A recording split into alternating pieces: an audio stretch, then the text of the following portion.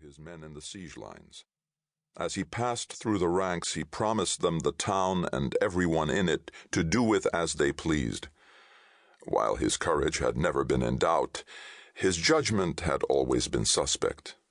Now, with every new reverse, he became more savage, like a wounded animal, or as many said, like the half-barbarian peasant he would always remain. He struck out at those around him. The officers who led the doomed attempts to scale the wall were executed in ever more inventive ways. A special ingenuity was reserved for those from the nobility. Ballista was even more hungry, thirsty, and dirty than most. He was a tall youth, only 16 winters and over 6 foot, and still growing. No one felt the lack of food more keenly than he did. His long blonde hair hung lank down his back. A residual squeamishness held him back from washing on the riverbank. Since yesterday, a smell of burning, a reek of charred flesh, had joined the other odors which hung about him. Despite both his youth and his status as a diplomatic hostage for his tribe, it had been considered by everyone the right thing that one of his birth, one of the Woden-born, should lead one of the units of German irregulars. The Romans had calculated the height of the wall. They had issued ladders of the correct length, and with ballista at the front, the 500 or so expendable barbarians had been sent off. The men had advanced at a jog, bent forward into the storm of missiles. The large bodies of the Germans and their lack of armor had made them good targets. Again and again there was a sickening sound as a missile struck home. They had fallen in droves. The survivors had pushed on in brave style. Soon the smooth walls had towered above them. More had fallen as they put aside their shields to raise the ladders. Ballista had been one of the first to mount.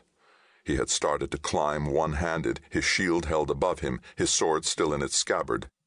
A falling stone had hit the shield, almost knocking him off the ladder. The noise was indescribable. He saw a long pole appear over the wall and push out over the next ladder along. At the end of the pole was a large amphora.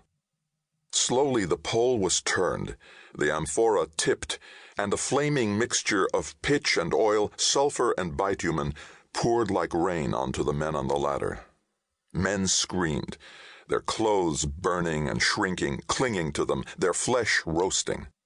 One after another they fell from the ladder. The incendiary liquid splashed out over those at its foot. They beat at the flames with their hands, rolled themselves on the ground. There was no way to put out the flames. When Ballista looked up, there was another amphora above his head, its pole beginning to turn. With no hesitation, Ballista threw himself from the ladder. He landed hard. For a moment he thought that his ankle was broken or turned and that he would be burnt alive. But self-preservation had overcome the pain, and yelling for his men to follow him, he ran away. Ballista had been thinking for some time that a conspiracy was inevitable.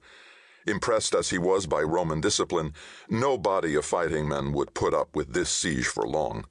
And after the disaster that day, he had not been surprised when he was approached. Now, as he waited to play his part, he realized the depth of his fear. He had no wish to play the hero, yet he had no real choice. If he did nothing, either Maximinus Thrax would execute him or the conspirators murder him. The conspirators had been right. There were very few guards around the imperial tent. Many of those present were asleep. It was the drowsy time just after midday, the time when the siege paused, the time when the emperor and his son rested. A nod from one of the conspirators, and Ballista set off towards the huge purple tent with the standards outside. Suddenly, he was very aware of what a beautiful day it was. A perfect Italian early June day, hot with a light breeze. A honey-bee buzzed across his path.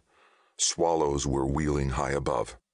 A Praetorian guardsman blocked Ballista's way with his spear. "Where do you think you are going, barbarian?" "I need to talk to the emperor." Ballista spoke reasonable, if heavily accented Latin. "Who does not?" The Praetorian was uninterested. "Now fuck off, boy." "I have information of a conspiracy against him.